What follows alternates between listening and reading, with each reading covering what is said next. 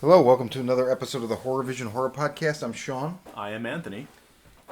And we are actually together in the same room. Socially distanced at Social distance. 6 feet, I believe. And it was measured, and there's a line, and he can't step on my side, and I can't step on his side. Even though I own the home. Yes, very Laverne and Shirley. But we've managed to make this work, and here we are, ready to bring the terror into your ears. Yes, and the terror tonight was 7 non-stop hours of Mr. Belvedere. And I don't know about you, this is my last episode because nothing will ever be more terrifying than what I've just gone through. So I'm just resigning. So we'll just, at the end of the episode, I'm just going to walk away. I'm going to go until we get the whole full transition into the Marilyn Manson kid. So, No, seriously. So we gathered to speak on horrors past and present. And the horrors present tonight, this was a new purchase for Anthony. It was. And a new viewing for me. I'd never seen this. So what did we watch, Anthony? We watched The House on Haunted Hill from 1999, directed by, who knows? William Malone. Oh, that guy. A.K.A. Big Willie Malone. Big Willie style Malone. This guy also did the remakes for, 13 Ghosts. He also did Ghost Ship, Fear.com, etc. Wait, did he? I don't think he did 13. So his filmography on this, I just discovered this IMDb thing. It's great. What? He did Fear.com, yes. Oh, okay. But I don't think he did the other. So, what in the turn of the century, there was this Dark Castle Entertainment, right? Mm-hmm. And I had been aware of these movies when they came out, and I ignored them because I thought they were big studio, whatever. And Big Willie style. Big Willie style. And over the last, I feel like 10 years, I've heard references to this, House on Haunted Hill, and especially Ghost Ship. Still, this has come up recently, just within the last, I feel like 3 months. I keep hearing people talk about this. And funny story, about 2 weeks ago or 3 weeks ago, during the 31 days of Halloween, on a Sunday night, I thought to myself, you know what? I feel like watching something big budget that might not be good. Now, I'm never in that mood. That's a weird mood. But I was like, I've heard of these Dark Castle movies being good, and it was House on Haunted Hill, Fear.com, 13 Ghosts, and Ghost Ship, right? So I'm like, you know what? I'm going to watch House on Haunted Hill. So, but I had the title mixed up, so I was thinking, okay, I'm going to watch that movie. So I go on Prime, and I thought that I found it and started watching it. And about halfway through, Ray started texting me, and I texted him like, man, I'm watching The Haunting, and I just don't see what people like about this movie. And he's like, wait, what are you watching? I'm like, I'm watching the wrong movie. And he's like, yes, you are. And I was, because The Haunting with Liam Neeson and Catherine Zeta-Jones, not a good movie. Some cool things in it. The house is great, but so tonight, you just got this from, is this a Scream Factory? Yeah, this is Scream Factory. They just had their Shocktober sale. I ordered a whole bunch of crap, and it's part of the pile of crap. No, it's not a pile of crap. I really do like this film, actually. I have fond memories of it from when I saw it umpteen years ago. Did you see it in the theater? I did see it on its theatrical run, yeah.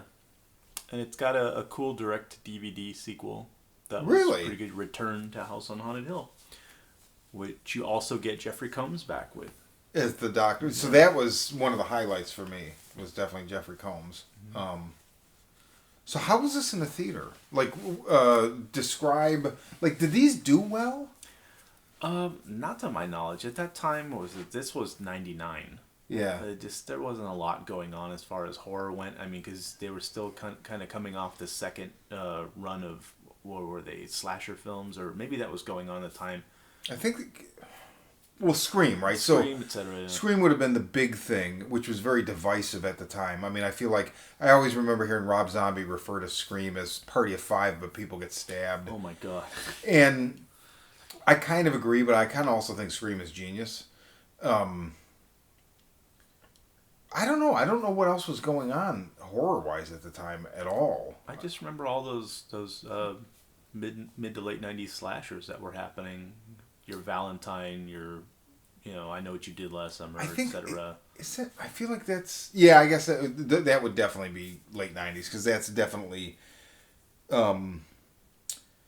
post Scream, right? Yeah, Definitely. so a lot of people I know were not really into a supernatural thriller film, especially a remake.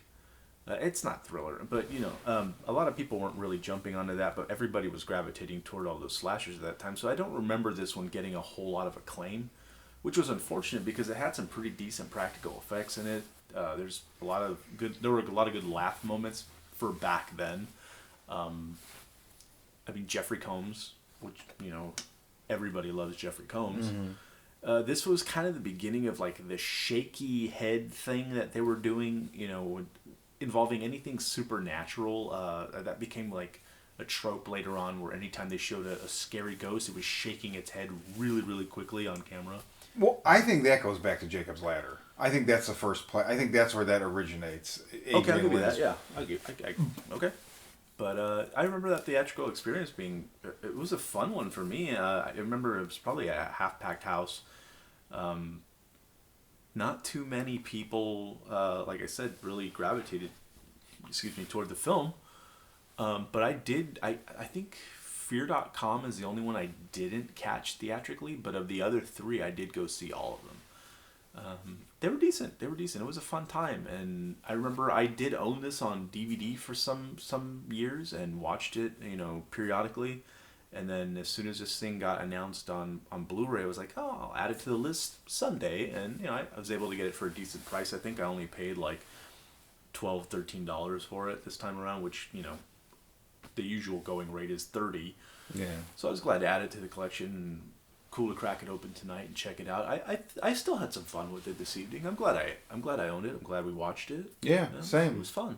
It was it was not what I expected. It definitely. I liked the intro with the the massacre at the insane asylum years before that sets up the ghosts and whatnot. Jeffrey Combs is the mad doctor. It was more visceral than I expected, especially that opening sequence. But then throughout, and I made a comment to you at some point during the film where I said it has a big budget presentation, but it has more of like a more hardcore horror like vibe than I expected based on that veneer. And it reminded me a little bit of Overlord, where we left Overlord, and it just dawned on me. It's like, Jesus, J.J. Abrams used his position as this big name to like take a huge budget and make a grindhouse flick with it, which just absolutely blew my mind. And this is similar. I wouldn't call this a grindhouse flick, but it's a really, and I'm wondering if now I watch other Dark Castle stuff, if it's going to be a similar thing where it's like, let's make like a kind of a hardcore horror movie with some pretty grimy deaths and yeah, I won't say that about 13 Ghosts, but as far as Ghost Ship goes, definitely spot on with that. Yeah, it's really interesting, and I feel like it's. I mean, now we're at a place in horror with A24 and what's the other one? These kind of more art house production companies that really just continue to do well with what they put out, where it can be visceral. It's just a different thing, but I don't see anybody doing this kind of thing right now where they're like, let's take a big budget and do like a classic kind of hardcore horror thing. I mean, obviously, other than J.J. Abrams, like I just said, but yeah, I really enjoyed it. I mean, it was a cool experience. It kind of defied what I expected from it, and Jeffrey Rush, I felt like I was watching James Woods the whole time. It was really weird. And he was obviously doing the Vincent Price, right? Of course. I mean, the mustache and everything, and he did it well. I thought everybody was good in it. Famke Jensen was great. Yeah, In it. yeah, Yeah. yeah. That's a good flick. Solid flick. I definitely, I would recommend if you haven't seen it, or maybe you haven't seen it in a while. It's worth a revisit. I enjoyed it quite a bit. And I do tell people often they should check out the sequel. It's actually got a lot more practical effects in it. It's smaller budget, but it's definitely on par with this one as well. I don't say that often about a lot of sequels, especially direct-to-DVD ones, but this one holds up quite well. So yeah, as a pair, they're still solid films that should be watched. It's really interesting that they did a direct to DVD sequel. Same house and everything. I'm sure they used Right. Oh yeah. I guess they could have reused stock exteriors. footage Yeah, or what that's have true. you. That's true. Definitely don't make the mistake I made and watch The Haunting, because that wasn't good. Go ahead. What else have you seen? Oh, well, we just had Halloween this past weekend, so we all posted our viewing stacks on the Instagram at the Horror Vision. If you're not, subscribed to our content, please go and jump on that bitch. But yeah, I started the morning early with Night of the Creeps, which was really fun. Everybody knows that one really well. Moved on to, what was it? I think it was Halloween 3. And then from there was a first time viewing of Trick or Treat on Halloween. I've never done that before. I know a lot of folks That's have cool. made it their staple, and it's definitely a mainstay now. But this is the first time that I've added that to the rotation. It may not make it next year, but I was glad to sit down and watch it again. That was really fun. Followed by the immortal classic, Halloween. I'm sorry, there's just not a year that goes by that I can't sneak that fucker in there, because it really should be watched on Halloween. I know a lot of people do add it to their list yearly, but I know there's a lot of folks out there that are like, I'm going to go against the grain and just pick up a whole bunch of stuff that, random stuff that I don't typically watch, which is great, spice up your Halloween, especially considering we're all indoors this Halloween. So yeah, definitely, add a little pizzazz. And then beyond that, I think I got around to... Oh, Cecilia and I actually watched a Resident Evil film, and I haven't seen a Resident Evil film since the first film. I think we ended up watching the fifth in the series. There's a lot of jump kicks and a lot of slow motion jumping, and a lot of jumping and shooting, and a lot of slow motion jumping and shooting. And some goofy looking monsters, but you know what? Nobody has a lot of dialogue to where it's going to drag it down. So if you're into these action horror films, i.e. Underworld and whatnot, it's actually a pretty decent recommendation. We had a good time watching it, surprisingly, and I sought some time out afterward. Just like, maybe we could squeeze in the next one just to see how the whole thing ends, but that didn't end up happening. Later on that evening, I made it around to my season ender, which is the same every year, and that's Night of the Living Dead. The original classic Romero. I finish out, the Halloween season every year with that, and I had just as great a spooky time as I do every year with it, and it's still just as impactful and cinematically beautiful as it was the first time I seen it. So I'm glad to have sat down and watched that one more time, and I would like to watch it more than once a year, but something tells me I should probably just keep it on Halloween. That just may be the thing. How about yourself, Shawn? I did well. I stole your closer. That's okay. I love that idea, and part of that is just because it was always on, and it's also on in every fucking movie you watch because it's public domain. So it's just if the movie you're gonna watch is gonna have people watching a movie, 9 times out of 10 it's that. But we did. So the Creepshow Animated Special that Shudder dropped, really, really liked it a lot. The animation wasn't what I expected. It's more like if you've seen... I know there's a name for this kind of animation. I don't remember what it's called. But if you've seen the Watchmen Tales from the Black Freighter, where it's almost more like stop motion animation, or... I don't know. But so... Like motion comics. Kind of more like that, yes. So it's two stories. The first one is, I think it's called Survivor, and it's based on a Stephen King story, and that was very good. And it's guy shipwrecked. And the second one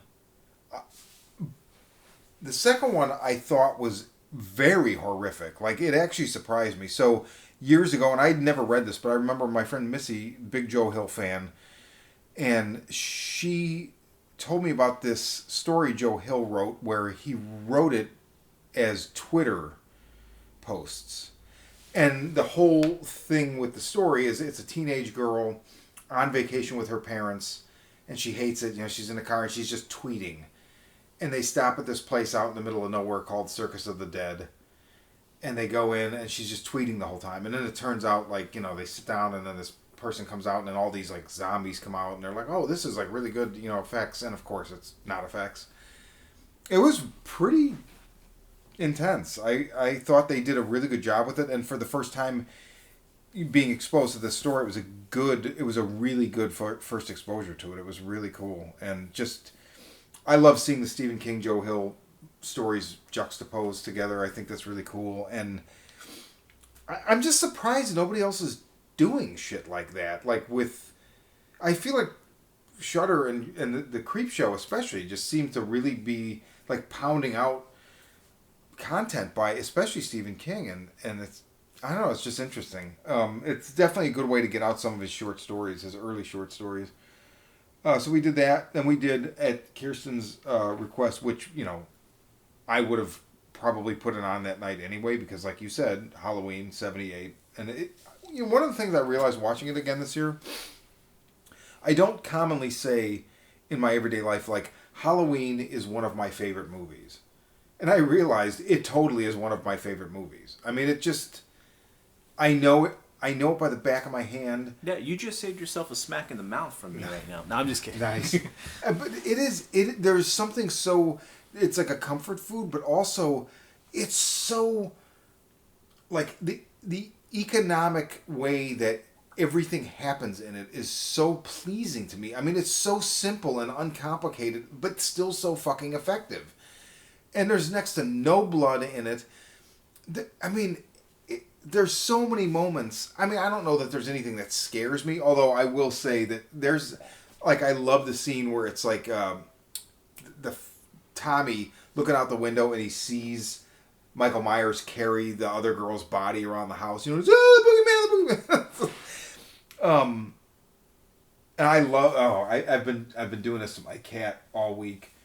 Lonnie, get your ass away from there. Fucking Donald Pleasance, man. Goddamn. But it's such a great flick, and I don't know. That's right. That's what I forgot. Right after that, we actually ended up throwing on Halloween 2018. Oh, to pair together. Nice. I completely forgot about that. Yeah, that was still Halloween 2018. You know, and I know we talked about this on the podcast. In the theater, we all, like, it really worked, right? And then when I watched it on home video last year, I remember talking about it here where I was like, yeah, it didn't work as well for me. Like, I did not like it, but it just didn't quite... I'm wondering if a third viewing will kind of balance that out. I don't know. I mean, I saw that teaser for Halloween Kills and, like, my blood came up. You know, I was like, oh, dude, this is going to be fucking great. And I thought, I mean, isn't it? Like, I did like... Is that fan inertia, though? It might be. Yeah. I don't know. I mean, I think it'll take... This is one thing about fan inertia where it takes some time to, like, really see the movie for what it is. And, I think about it now, and if you were to say, well, what is it about it that didn't work on a second viewing? I can't even tell you. The only thing, and this didn't work for me on the first viewing, and I said it on our reaction piece, I just don't believe that she would have been content. Jamie Lee Curtis's character, Larry Strode, yes. Laurie Strode would have been... Larry Strode. She would have been content leaving that house with him trapped there burning. Like, she would... Everything they built that character to think and act like in that movie would have not been able to be removed from the property until she had put a bullet between his eyes. No, she would have pulled up a chair. Yeah. There's no way. Down. Yeah, there's no way. During its initial viewing, I had a great deal. I was awed and wowed, but then, like I said, when I brought it home, I started to pull it apart a bit. The whole escape scene in the beginning of the film, I don't really care about any of that stuff because he gets out. That's obvious. So what do we want to see next? I want to see him get to the neighborhood and start chopping kids up. And unfortunately, he does that twice. But I mean, he does it more in that one than in the first one, and in the first one, he's way less active in the first one. No, he's more methodical in the first one. More methodical, and it is just something about the tone of the first one where like behind the bushes, and then he's not there. I love that though. Yeah. Exactly. But I don't know what it is about the second one where I kind of, or not the second one, but the 2018. I kind of agree. Like he still doesn't, even though he kills more people and in a more cinematically visceral way, I don't necessarily feel his presence as much as I do in the original. I don't know. I feel like, and that's because I'm sitting there watching the granddaughter at parties and clubs and this and that, and just all this cool hip young kid stuff. And I'm not a young kid, so I don't give a shit about any of you, except for my son. But there's so much of that and not enough visceral story. I liked the doctor angle. I would like to have seen more of that. I did really like that. I wouldn't even mind if Michael died right there and then that was the doctor. And I mean, for a minute, I remember in the theater, I thought that's what was going to happen. I was like, holy shit, is that brilliant. And it would have been a fuck you to all the fans, Yeah. but you know what? It would have been something fresh that I could have ran with, and that's like, okay, cool, let's fucking continue this ride. And it didn't end up happening that way. I mean, you still got some more cool kills afterward, and a couple of cool moments, key moments after that as well, as far as, him getting into the house and then him hunting Lori. But there's, beyond that, it's, I don't know, it's just a little bit lackluster. I enjoy it for what it is. I hope that there are major improvements in the next two films. Yeah. Whenever the fuck we get to see those. Well, I guess it's next October for the next one. And then I'm gonna assume 2 years. Yeah. Later. Or maybe not. Maybe they shoot them back to back. I mean, actually, it might not be 2 years because I think Halloween Kills is being pushed a year because of COVID. Yeah. It's done. Yeah. So I mean, it's very possible that we'll see them one right after the other, which would be kind of cool. I don't know. We'll see. We'll see how it goes. Was there anything else you saw in Halloween? And then so we did the Halloween 78, and then we did, which I tried to do last year and I failed. Children Shouldn't Play with Dead Things. Okay. For many, many years, I mean, and this is like 20 years ago, I would say zombie shit's overdone, and it wasn't nearly overdone then compared to now, and I always said the only zombie flicks that I care about are the first three Romero and Children Shouldn't Play with Dead Things. And that's not, there's others that I do care about. Shaun of the Dead comes to mind. There's others. But Children Shouldn't Play with Dead Things is still in my top. And I just, man, they do so much with so little. And it's just spooky as fuck. And I don't know, I really, really, really like that flick. And it's Bob Clark, who also did Christmas Story and Porky's. And Black Christmas. And Black Christmas. Yeah, definitely. And Black Christmas. And then we capped it with Night of the Living Dead. Nice. What else? What else have you seen?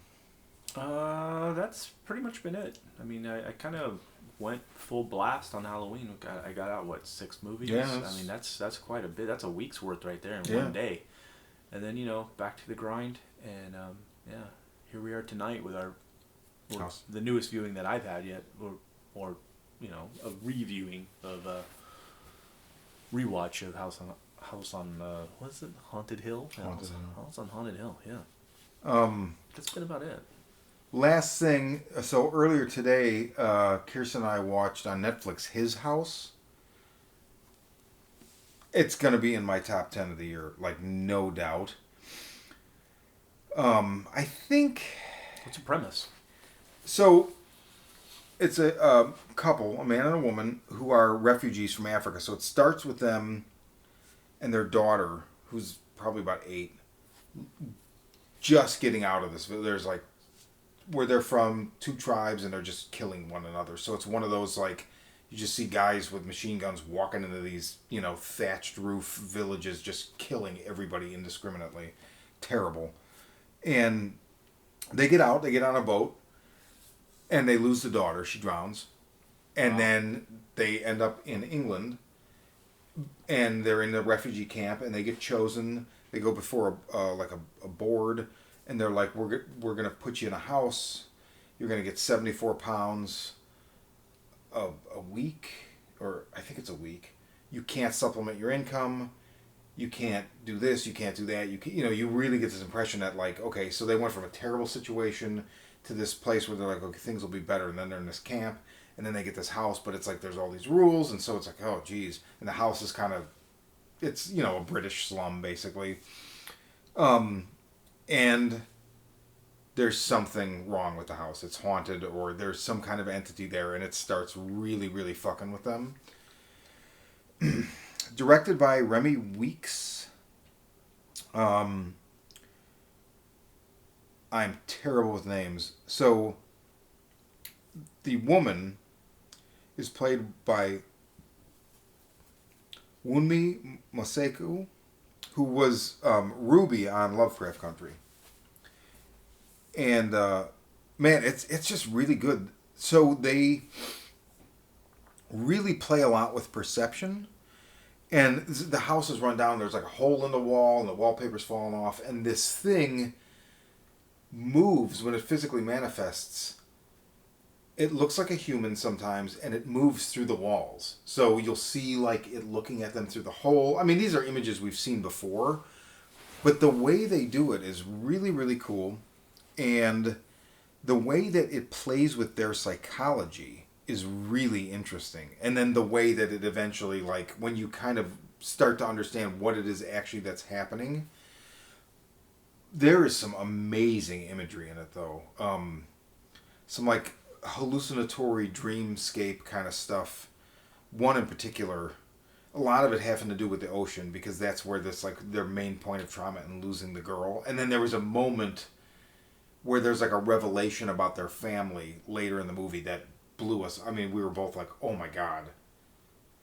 But it's really solid, and it, like I said, just hit Netflix. Definitely worth your time. Matt Smith, who was one of the Doctor Who's. I'm not a Whovian, but he was the Doctor. Is that what they're called? Isn't Whovian? I think is a Dr. Seuss term. I think that's Whoville. Right? They're from Whoville? Whoville, but they're just called the Who? Would Whovians be from Whoville, or am I just like I think we should just lump them all in together. That way, there's this, they can interbreed and make... I don't know where the fuck I'm going with this. So, I mean, I've never really been a Dr. Smith fan, although... Dr. Smith. Will Robinson. Dr. Satan. Dr. Smith. Will Robinson, Lost in Space. Yeah. Similar to Mr. Belvedere in a way. That's true. But yeah, so his house, I really, really liked it. It was very good. I'll have to get around to it at some point. It's worth your time.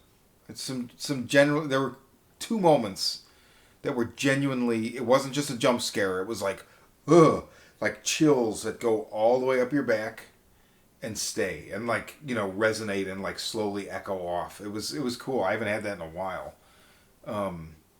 And the person that recommended it to me, my friend Scott at work, he said it's scary. Like, it's not just jump scares. It's going to scare you at several moments.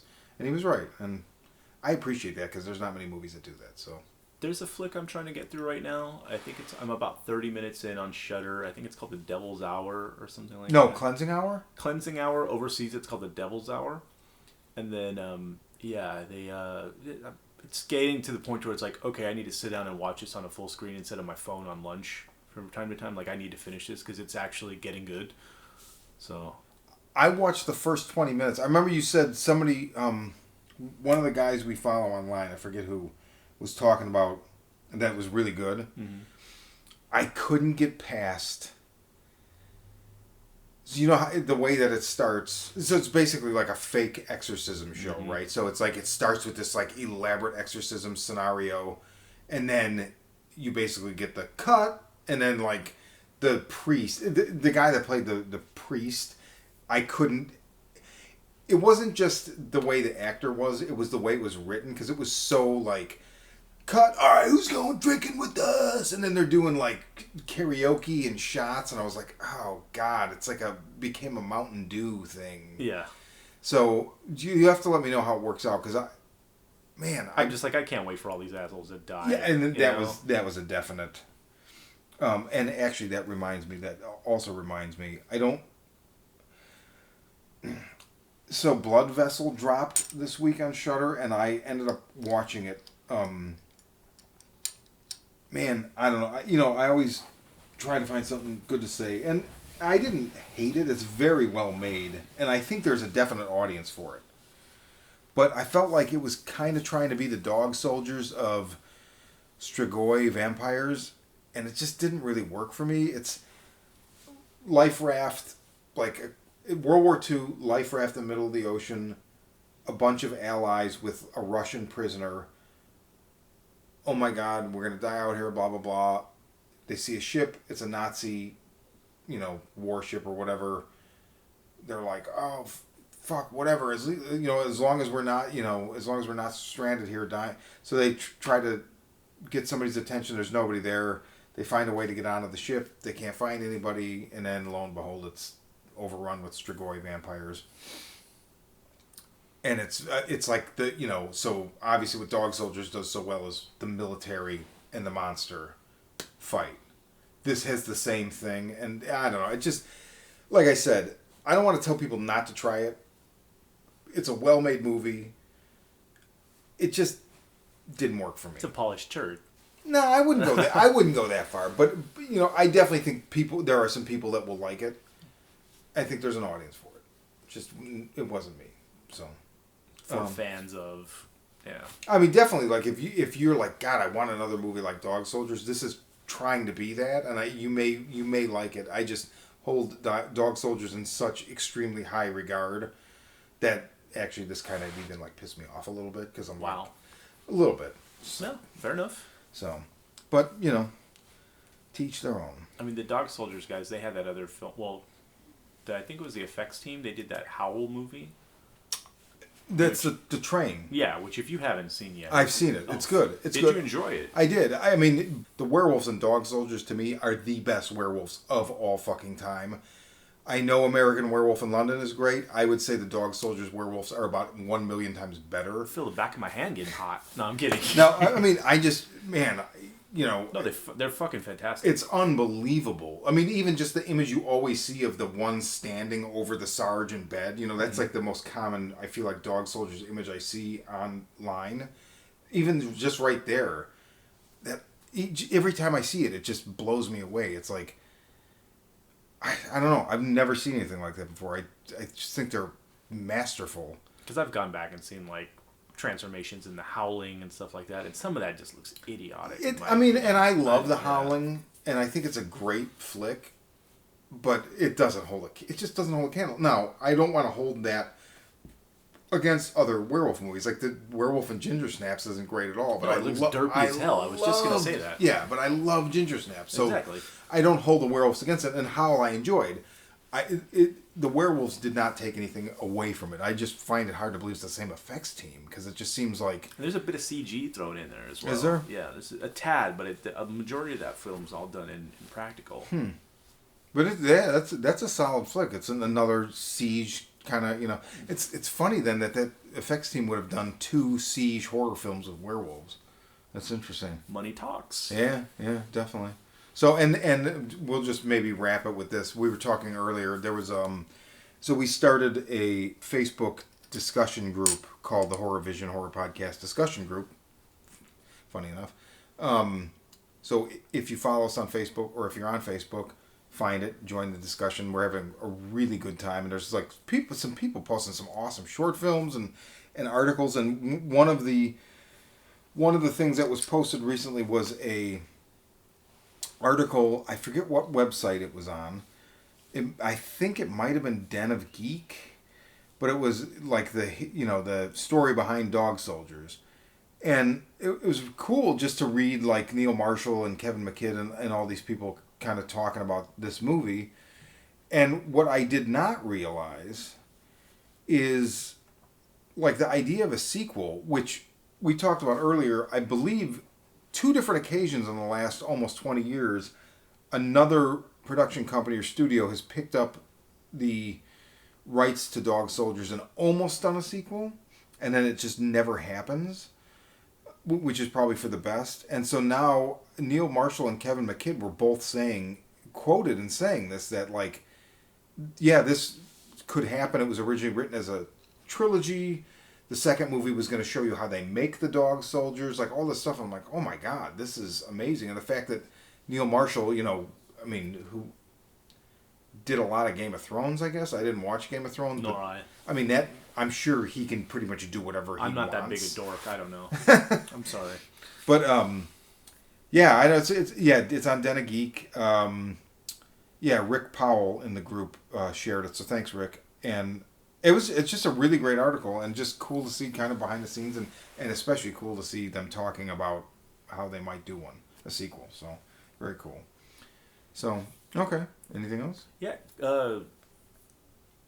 Guys and ghouls, if you guys want to get in contact with us, please don't be afraid to reach out to us on social media. We're all very personable. If you got anything you want to throw our way, maybe a film recommendation or two. Yeah, please. Give us a shot. We'd love to hear from you guys. We'd love to talk to you guys. We love interacting with everyone who wants to reach out. So, please, again, don't be afraid. Drop us a line on Facebook. Drop us a line on Instagram, wherever you can find us. Twitter. Yeah, on Twitter. We're on the Twitter. The Twitter. We're on the Twitter. You on the Twitter again? I am, unfortunately. We're going to sit here and you're going to do all this Twitter. Oh, my nose hurts already. I'm kidding. I don't know how you would do that. But, yeah, that's the last thing I wanted to throw out there. Well, yeah, and he's right. Reach out. So, all right, for the Horror Vision Horror Podcast, I'm Shawn. I am Anthony. And we're out. Peace.